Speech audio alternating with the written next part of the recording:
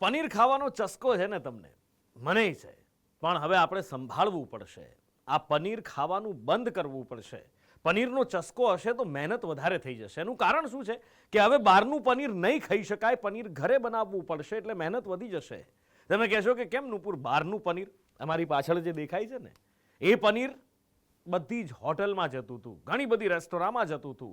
એટલે ઘણી બધી રેસ્ટોરાંમાં જતું હતું. અને એ પનીર શેમાંથી બનતું હતું ખબર છે? જાણશો ને તો જિંદગીમાં કોઈ દિવસ બહારનું પનીર નહીં ખાવ. તમને એ તો ખબર છે કે આખા રાજ્યમાં નકલીનો કારોબાર જોરદાર ચાલે છે. પછી દહીં નકલી હોય, દૂધ નકલી હોય, ઘી નકલી હોય અને પનીર પણ નકલી છે. અને એમાંય જો અમદાવાદમાં રહો છો તો ખાસ બહાર હોટલમાં જતા પહેલા ધ્યાન રાખજો. જઈને સીધો જ જે પનીરનો ઓર્ડર કરો છો ને કે પહેલા પનીર ટિક્કા લઈ આવો, એ ડ્રાય પાછા સ્ટાર્ટરવાળા, અને એના પછી પનીર તવા મસાલા ફ્રાયનું શાક લઈ આવો.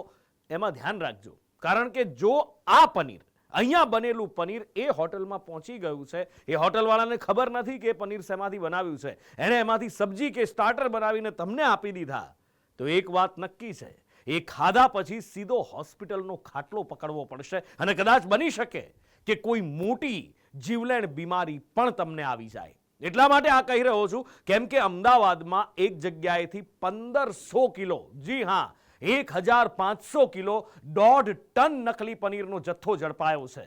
અને આ પનીરમાં એવી વસ્તુઓ ભેળવવામાં આવી છે કે જે સ્વાસ્થ્ય માટે ખૂબ હાનિકારક છે. આમ તો પનીર દૂધમાંથી બને, પણ આ જે પનીર જુઓ છો ને તમે, એમાં દૂધનું નામો નિશાન નથી. જો તમે બજારમાંથી પનીર ખરીદતા હો તો સાવચેત થઈ જજો.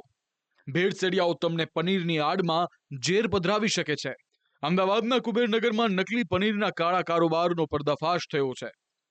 દ્વારકેશ ડેરી પ્રોડક્શન નામના પ્લાન્ટમાં એવું પનીર બનાવવામાં આવતું હતું જે ફક્ત નામથી જ પનીર છે, બાકી તેમાં પનીરમાં હોવા જોઈએ તેવા કોઈ ઘટકો જ નથી.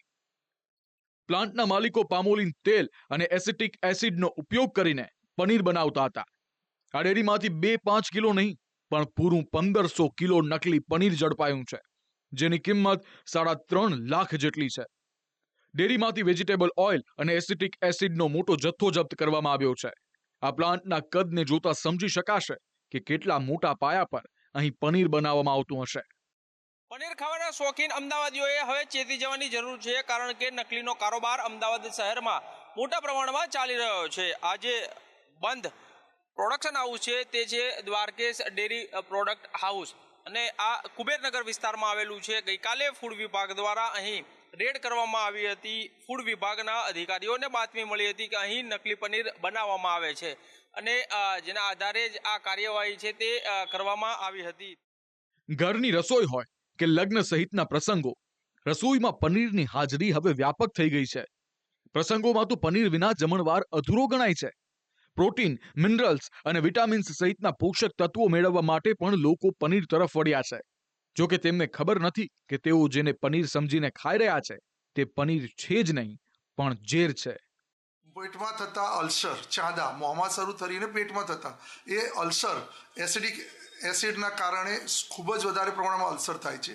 આ સિવાય આગળ વધે તો આ પામોલિન તેલની સાઇડ ઇફેક્ટ લો LDL, એટલે આપણા શરીરની અંદર 2 પ્રકારના કોલેસ્ટેરોલ હોય છે, સારા કોલેસ્ટેરોલ હોય અને ખરાબ કોલેસ્ટેરોલ હોય. ખરાબ કોલેસ્ટેરોલની માત્રા વધારે છે, જેના કારણે આગળ જતાં એ કાર્ડિયક એરેસ્ટ અથવા હાર્ટ એટેક આવવાની સંભાવના ખૂબ જ વધી જાય છે.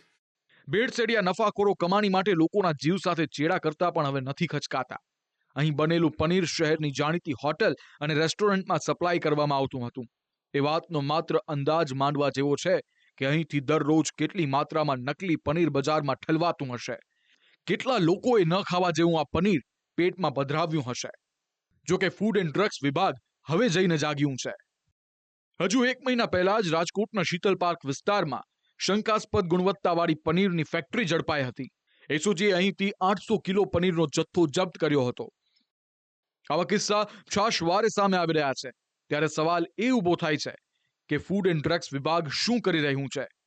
ભેળસેડિયાઓને કેમ કાયદાનો ડર નથી? ભેળસેડિયાઓ સામે દાખલારૂપ કાર્યવાહી કેમ નથી કરવામાં આવતી?